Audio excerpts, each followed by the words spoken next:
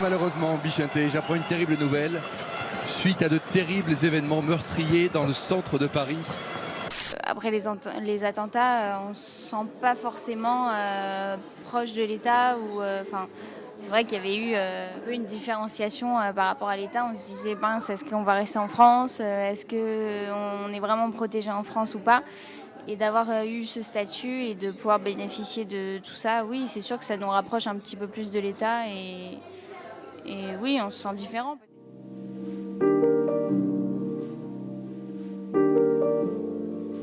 Dans l'imaginaire collectif, un pupille de la nation est un orphelin dont le père ou la mère a été tué au combat. Ce statut bien particulier et surtout bien français est apparu le 27 juillet 1917 pour alléger le sort de millions d'orphelins au lendemain de la Première Guerre mondiale. Mais depuis l'apparition du terrorisme, la définition est bien différente. La loi issue de la Première Guerre mondiale s'élargit donc le 23 janvier 1990 aux enfants dont les parents sont victimes d'attentats terroristes ou aux enfants victimes eux-mêmes.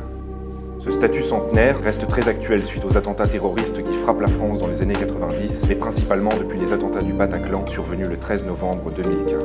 Aujourd'hui, quels sont les droits d'un pupille de la nation? Ces enfants sont-ils mieux protégés par les associations, par l'État?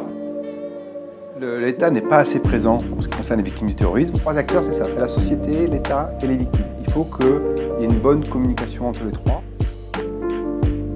Je vous donne rendez-vous le 18 décembre pour connaître les dessous d'un statut qui reste méconnu pour une majeure partie des Français.